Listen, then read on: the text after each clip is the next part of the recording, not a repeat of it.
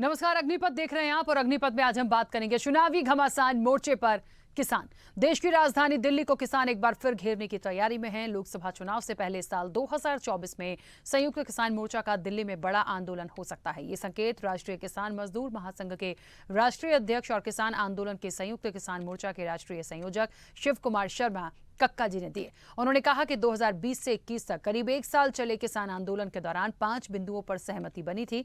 भारत सरकार के letter pad पर 5 बिंदुओं को लिखकर दिया गया था। उस लेटर के एक भी बिंदु को केंद्र सरकार ने नहीं माना। केंद्र सरकार की वादा खिलाफी को लेकर 2024 के लिए हम एक बड़ा आंदोलन करने की तैयारी कर रहे हैं।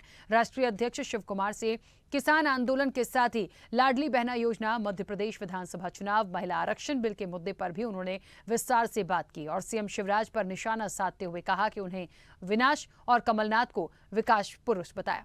शिव कुमार शर्मा ने कहा कि मध्य प्रदेश में विधानसभा चुनाव विकास पुरुष और विनाश पुरुष के बीच होगा। गौर करने वाली बात यह है कि मध्य प्रदेश सहित कई अन्य राज्यों में चुनाव है और उसके बाद 2024 भी। ऐसे में यदि एक बार फिर किसान आंदोलन पर उतरे तो बीजेपी की मुश्किलें बढ़ सकती हैं। और सवाल ये भी है कि जो वादे किसानों से किए गए थे वो पूरे क्यों नहीं हुए और इस वादा खिलाफी का फायदा क्या कांग्रेस को मिल सकता है। चर्चा को आगे बढ़ाएंगे, उससे पहले कुछ प्रतिक्रिया है, सुनाते हैं।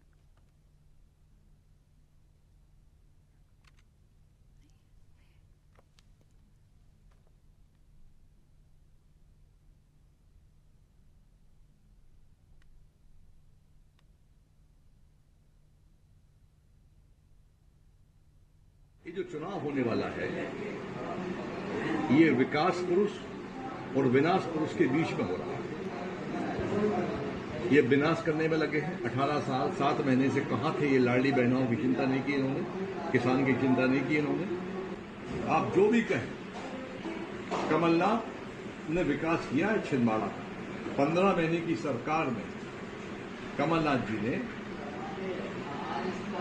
14,000 करोड़ का किसानों का कर्जा माफ किया।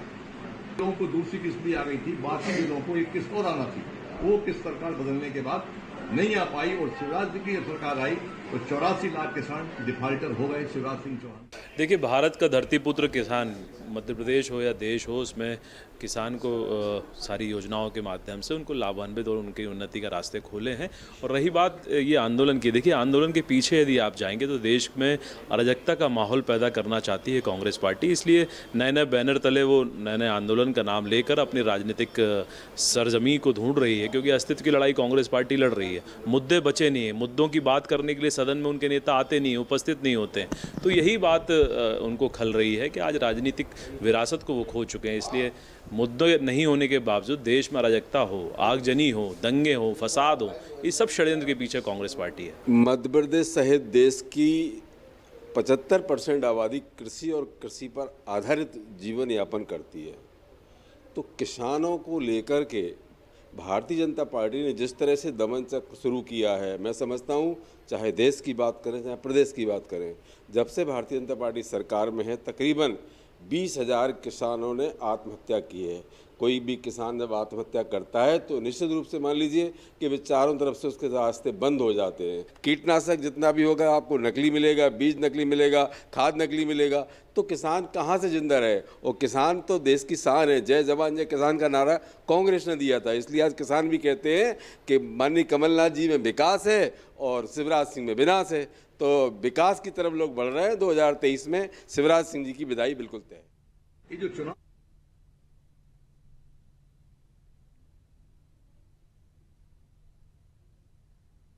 एक बड़ा किसान आंदोलन हम और आप देख चुके हैं, लेकिन एक बार फिर से ये संकेत किसान संघ की तरफ से आ रहे हैं कि एक बड़ा आंदोलन फिर से हो सकता है। और यदि ऐसी कोई तस्वीरें फिर से सामने आई तो बड़ी मुश्किल हो सकती है। लेकिन देखिए, चुनाव हैं और यदि कहीं कोई बात इस तरह की आ रही है तो कहीं ना कहीं सरकार की, भारतीय जनता पार्टी की मुश्किलों को बढ़ा सकता है, चाहे मध्य प्रदेश में हो या फिर दिल्ली की हम बात करें। और इसलिए क्योंकि केंद्र में भारतीय जनता पार्टी की सरकार है। खैर, ठीक है, अब आने वाले समय में क्या और बीजेपी इसे किस तरह से लेती है, इस चर्चा को मैं आगे बढ़ाऊंगी। हमारे साथ मेहमान जुड़े हैं, सबसे पहले आपका परिचय करा दें। कांग्रेस का पक्ष रखने के लिए अभिनव बरोलिया हमारे साथ जुड़े हैं। अभिनव जी, बहुत स्वागत चर्चा में जुड़ने के लिए। बीजेपी का पक्ष रखने के लिए अमित तिवारी हमारे साथ जुड़े हैं। अमित जी, आपका भी बहुत स्वागत है। और किसान नेता रामपाल जाट अब से कुछ देर में हमारे साथ जुड़ेंगे। रामपाल जी का भी स्वागत है।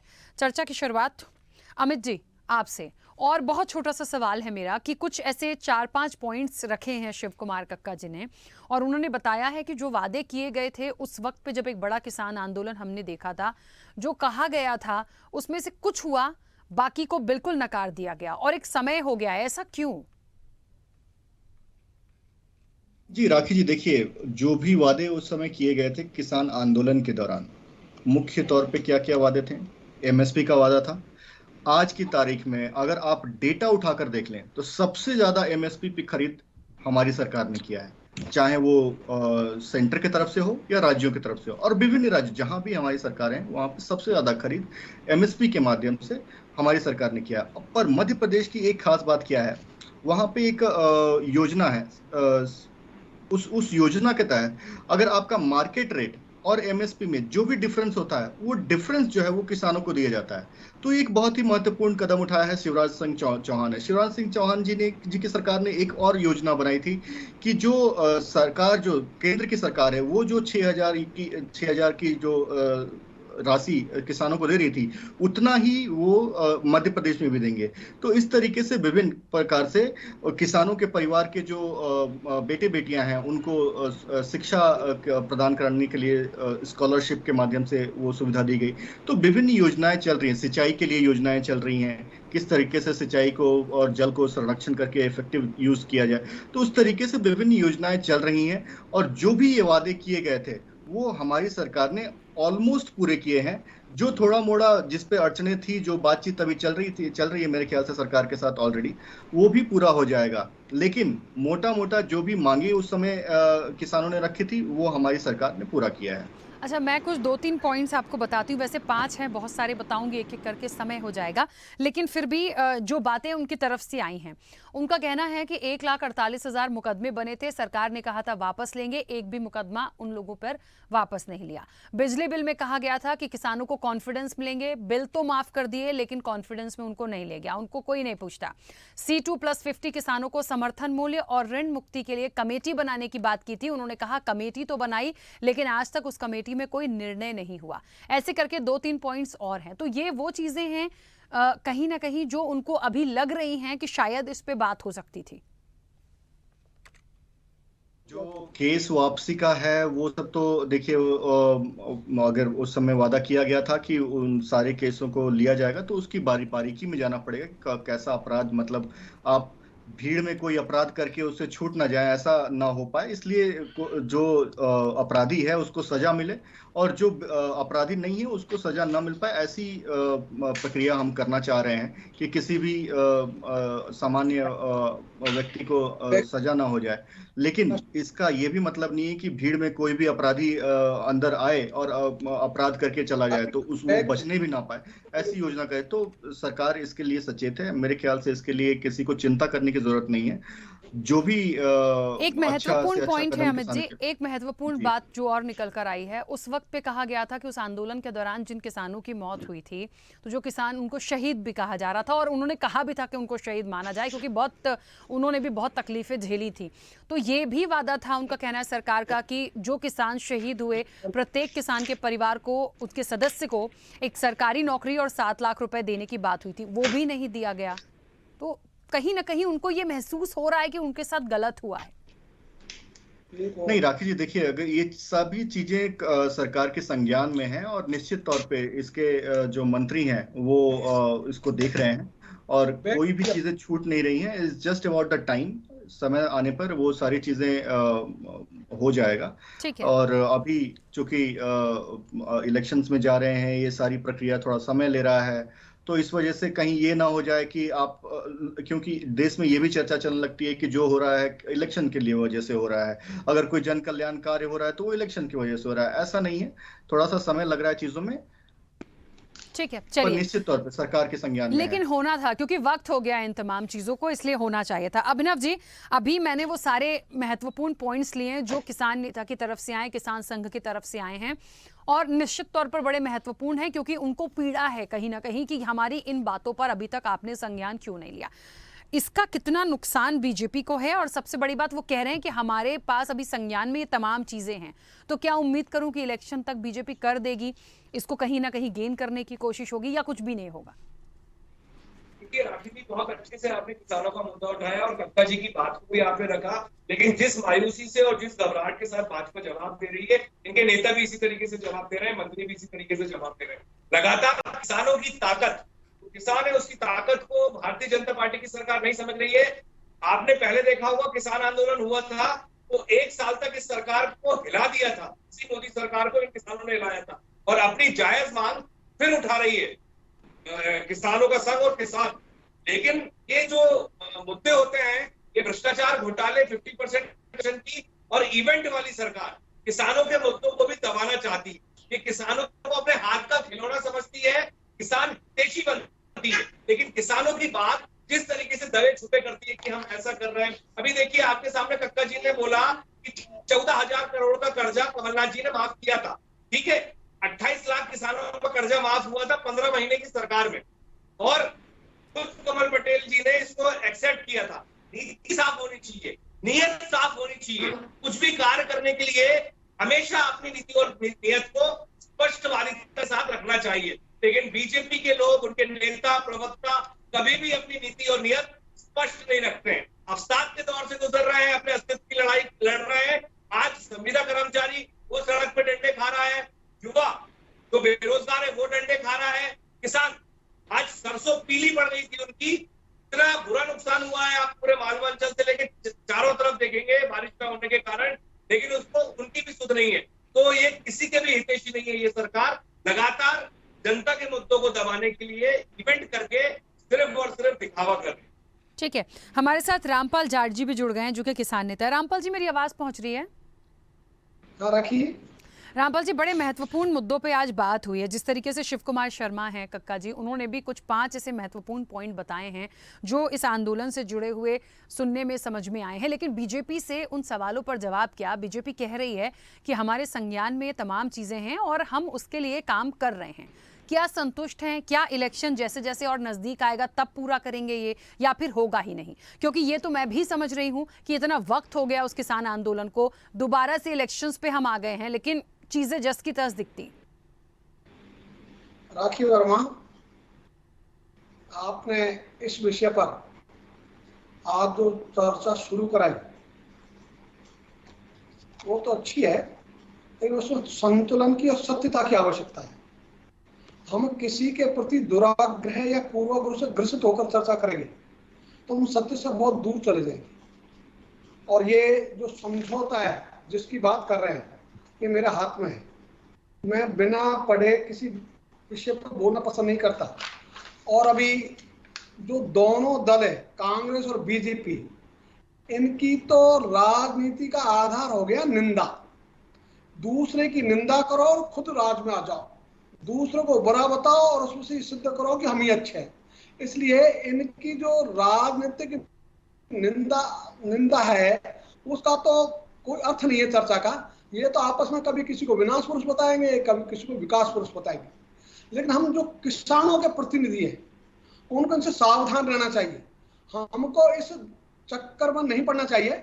हमको सबसे पहला जो हमारा मुद्दा है वो है देश के किसानों को उनकी फसलों के दाम मिले, और फसलों के दाम के लिए आज आवश्यकता है न्यूनतम समर्थन मूल्य पर खरीद के गारंटी के कानून की। और ये जो भारत सरकार ने समिति बनाई है इस संबंध में, उसका होमवर्क 30 जून तक लगभग पूरा हो चुका, और वो पूरा होने के बाद भी अभी फाइनल रिपोर्ट वो आने रही है। हमको उसकी प्रतीक्षा है। हम चाहेंगे कि देश के किसानों को उनकी फसलों का दाम मिले। सबसे पहला हमारा वरीयता इस बात की है, और यदि ये हो जाता है तो राजस्थान ही नहीं, हिंदुस्तान के 14 राज्यों के किसानों ने मिलकर ये उद्घोष किया है कि जो भी पार्टी न्यूनतम समर्थन मूल्य पर खरीद की गारंटी का कानून बनाएगी, घोषणा करेगी नहीं, घोषणा पत्र में सम्मिलित करेगी नहीं, अभी उनके पास अवसर है। दोनों दलों के पास, एनडीए के पास भी और इंडिया के पास भी, दोनों दलों की केंद्र सरकार है, राज्यों में सरकार है, और ये कानून बनाने का काम केंद्र भी कर सकता है, राज्य भी कर सकता है। इसलिए लगभग 1 दर्जन राज्यों में तो इंडिया विपक्षी गठबंधन की सरकार है और बाकी में जो एनडीए उनकी सरकार है और एनडीए की तो केंद्र में भी सरकार है। इसलिए यदि इस काम को करना चाहें तो कोई मुश्किल नहीं। और हमने तय किया है देश के किसानों ने कि जो भी इसमें पहल करेगा, पहले कानून बनाकर दे देगा, किसान उसी के साथ रहेंगे, उसके 100 खून भी हम माफ करेंगे। इसलिए हमने कहा है किसानों को पहला जो मुद्दा है वो है न्यूनतम समर्थन मूल्य पर खरीद की गारंटी का कानून बनाने का। और यह कानून सदन ही हो उसके लिए आवश्यक नहीं है, यह अध्यादेश के द्वारा भी बनाया जा सकता है। सदन में तो 6 महीने में लाना जरूरी होता है, तब अनुमोदन हो जाएगा। इसलिए ये जो कानून है ये बने, इसकी आवश्यकता सबसे पहले है। किसान जिसके लिए लड़े, जिसके लिए बलिदान दिया, जिसके लिए घर बार छोड़े, वो हमारा मुख्य मुद्दा था, वो आज भी लंबित है, वो है न्यूनतम समर्थन मूल्य। इसलिए कौन विनाश पुरुष है और कौन विकास पुरुष है, ये तो इनकी आपसी उलझन है। इस कारण से दोनों ही कभी विनाश पुरुष बन जाते हैं, कभी विकास पुरुष बन जाते हैं। इसका संबंध हमको किसी भी संजीदा किसान नेता को कुछ नहीं बोलना चाहिए, बल्कि हमको बोलना चाहिए जो भी दल इस प्रकार का कानून लाएगा हम उसके साथ होंगे, उसके साथ खड़े होंगे, उसी को वोट करेंगे, उसी को सपोर्ट करेंगे। और इसीलिए हमने अभी पिछले दिनों में 24 अगस्त से लेकर 2 सितंबर तक 10 राज्यों की यात्रा की है, 10 दिनों की यात्रा की है, जिसमें महाराष्ट्र, मध्य प्रदेश और राजस्थान 3 राज्य है। और हम इसी संदर्भ में विपक्षी गठबंधन की जब मीटिंग थी मुंबई में होटल ग्रैंड हयात, वहां तक गए और सारे माननीय सदस्य इंडिया के विपक्षी गठबंधन के हरेक को मेल द्वारा हमने वो पत्र दिया है कि आप किस और करो और सबसे पहले काम करो न्यूनतम समर्थन मूल्य पर खरीद की गारंटी का कानून बनाने का। और हमने ये भी कहा है चाहे छत्तीसगढ़ हो चाहे राजस्थान, यदि इस ढंग का कानून बनता है तो उनकी सरकार को रिपीट करने से कोई रोक नहीं पाएगा, ये भी हमने कहा है। लेकिन शर्त है एमएसपी की खरीद की गारंटी का कानून, और यही ये काम एनडीए ने कर दिया तो उसके साथ होंगे। इसलिए आज हमारा मुद्दा किसी पार्टी के खिलाफ खड़े होने का नहीं है, किसी पार्टी के पक्ष में खड़े होने का नहीं है। इसलिए हमने तो नारा दिया है, किसानों ने, तो देश के किसानों ने अभी दिल्ली में 14 राज्यों के किसान थे। तो रामपाल जी यदि कोई भी नहीं करता है, रामपाल जी यदि इस तरह का कोई कानून नहीं आता है तो फिर किसान साथ किसका देंगे? हाँ राखी वर्मा। रामपाल जी यदि इस तरह का कोई भी कानून नहीं आता है तो साथ किसका देंगे?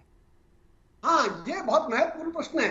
तो हमने तय किया है तो हम चुनाव लड़ेंगे, और वो चुनाव कैंडिडेट के आधार पर नहीं, जीत हार के लिए नहीं, हम एमएसपी की ताकत दिखाने के लिए चुनाव लड़ेंगे कि एमएसपी की ताकत कितनी है ये दिखाएंगे। और एक बार ताकत दिखाने के बाद में ये कोई सा भी दल होगा सब लाइन पर आ जाएंगे। इसलिए ये प्रयोग राजस्थान, मध्य प्रदेश, छत्तीसगढ़, तेलंगाना, इन 4 राज्यों में तो होगा ही। इसलिए राजस्थान में इसकी हमने तैयारी शुरू कर दी है और हमने कह दिया है हम खुद को जीत के लिए चुनाव लड़ेंगे, हम एमएसपी बनवाने के लिए चुनाव लड़ेंगे। और लोग लगातार तय कर रहे हैं। अभिनव जी क्या मैं कांग्रेस से उम्मीद करूं, क्योंकि मध्य प्रदेश में भी चुनाव है, फिर 24 भी है, कई स्टेट्स में इलेक्शन है, यहाँ पर बात राजस्थान की उन्होंने करी दी है, छत्तीसगढ़, तमाम तरह का जिक्र आ ही गया है।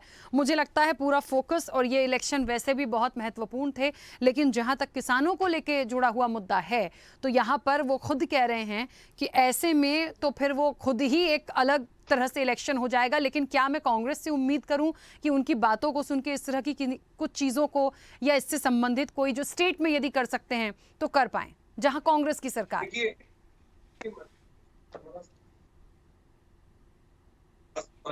सरकारें जो भी हमारे सीनियर लीडर जो किसान नेता बैठे हैं यहाँ पे बहुत अच्छे से जानते हैं।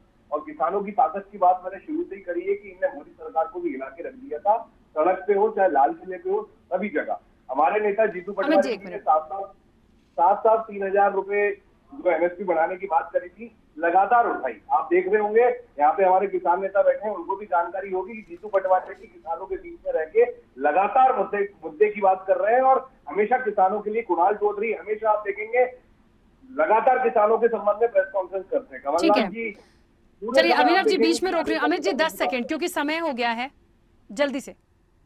बिल्कुल, देखिए रामपाल जी बहुत ही वरिष्ठ हैं और उन्होंने सीधी और सपाट बात रखी है कि जो हमारा साथ देगा हम उनका साथ देंगे। और इसके मामले में आप देखिए, एक होता है कानून बनाना, लेकिन हम तो ऑलरेडी एमएसपी पे खरीद कर रहे हैं। आज आपके पास डेटा है, आज एमएसपी पे जो भी खरीफ फसलों पे एमएसपी है उस पे सबसे ज्यादा खरीद हमारी सरकार ने किया, चाहे वो केंद्र की सरकार हो चाहे वो राज्य की सरकार हो। दूसरी बात, अभी अभिनव जी ने कहा कि बेरोजगार लोग कहाँ मार खा रहे हैं, बिहार में मार खा रहे हैं, इनके गठबंधन के वहां पे सरकार है। दूसरी बात, इनकी 4 मीटिंग हो गई है घमंडिया गठबंधन की, किसानों के मुद्दों को लेकर एक भी अगर इन्होंने बयान दिया हो तो ये बताएं। तो जो और राजस्थान में जहां भी इन्होंने कहा था कि पहली कैबिनेट बैठक के साथ किसानों, चलिए मुझे ऐसे लगता है, देखिए किसानों का मुद्दा है, किसानों का विषय है, ये मुद्दा और ये विषय दोनों बड़े हैं, लेकिन हमारे पास समय की सीमा है, मुझे बीच में रोकना होगा, फिर इस चर्चा में दोबारा बैठेंगे। किसानों का मुद्दा है, इलेक्शन भी है, तो आप सभी का बहुत शुक्रिया इस चर्चा में जुड़ने के लिए। देखिए बड़ा गंभीर मुद्दा है, किसानों का मुद्दा छोटा कभी ना पहले हुआ था, ना आज है, ना होगा। समय की जरूर सीमा है, लेकिन एक बात महत्वपूर्ण है, अपनी अपनी बात कर रहे हैं। एक जो बात बड़ी महत्वपूर्ण यहाँ पर किसान नेता ने रखी है, क्या उसको लेकर सरकार गंभीरता से सोचेगी, चाहे वो स्टेट की कांग्रेस की सरकार हो, जिन भी स्टेट्स में कांग्रेस की सरकार है, या फिर सेंट्रल में जिस तरह से बीजेपी की सरकार है उसको, तो इन्हें गंभीरता से सोचना होगा कि क्या ये उस बात को, उस मांग को मान सकते हैं जो सबसे फर्स्ट प्रायोरिटी में मांगी जा रही है। ये देखने वाली बात होगी। चर्चा में इतना ही, दीजिए इजाजत, नमस्कार। ऐसे ही वीडियोस के लिए लाइक करें, शेयर करें, फॉलो करें, YouTube पर जाकर सब्सक्राइब कर बेल आइकन दबाना ना भूलें और ताजा अपडेट्स के लिए स्वदेशलाइव.com पर जरूर जाएं।